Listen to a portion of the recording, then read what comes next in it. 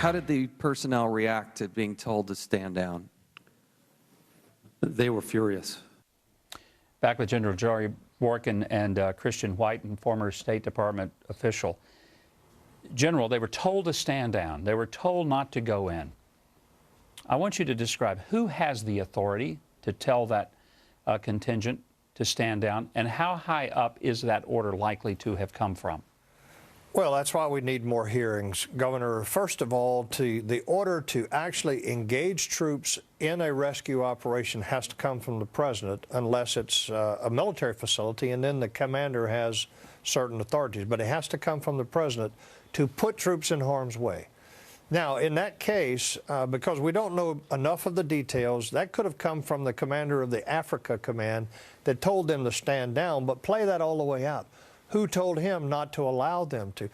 This hearing, and I applaud Mr. Issa, but this hearing has left us with an awful lot of questions that have to be answered in subsequent hearings, because the question you ask is a question that needs to be answered by responsible people.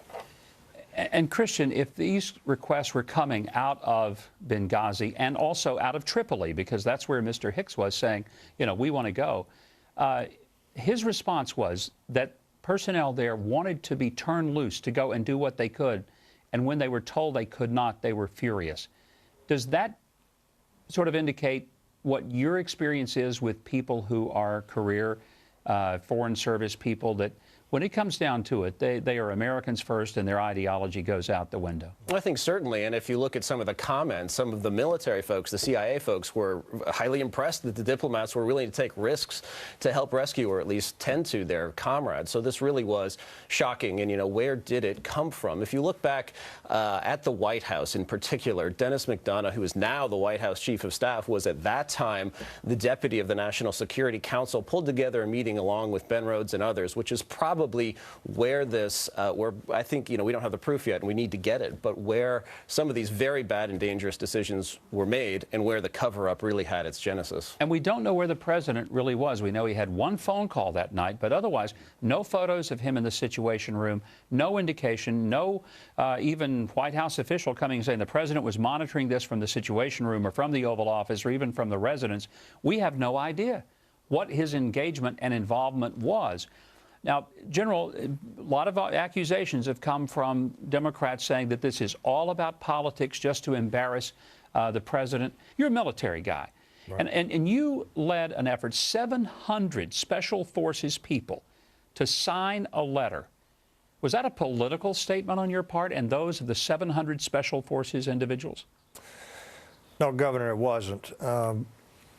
These people are people that spent their military careers preparing for and launching operations to rescue Americans or to recover their bodies. It only took us a few days to get those 700 retired and former special operations people, because their passion runs deep.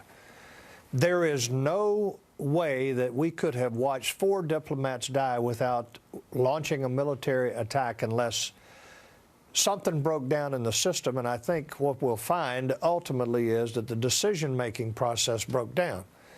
But we feel passionately about it. We don't care about the memo that was changed. We don't care about what Susan Rice said. What we care about is, why did we leave 4 Americans on their own? Because there's a message to every man, woman in the future that we put into harm's way, that if you get in a tight spot, we're not going to come and get you. And remember this, William Tecumseh Sherman said to Ulysses S. Grant in a letter in 1864, I knew wherever I was that you thought of me, and if I got in a tight spot, you would come, if alive.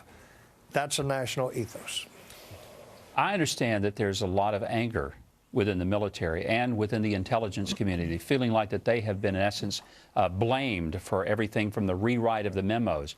Does this mean that at some point these folks are going to break their silence, come forward and start telling the story, because they want to preserve their honor and their dignity? And I especially think these CIA guys, who I respect so much, because they put their lives on the line. They risk everything, and they don't get the opportunity to even go home and tell their families what they've done for America today. And they're being blamed for all this. Will some of them start breaking and telling their stories? I think the next set of hearings need to start bringing in some of the military people as well as some of the CIA people and ask these questions like you ask.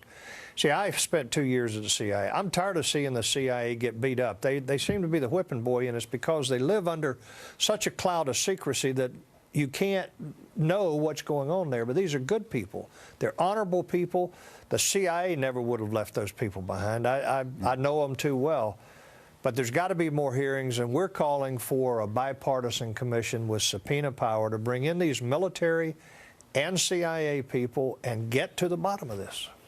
Well, I hope it happens. General, thank you very much for your perspective. Christian, for yours, both of you having firsthand knowledge of what happens behind the scenes.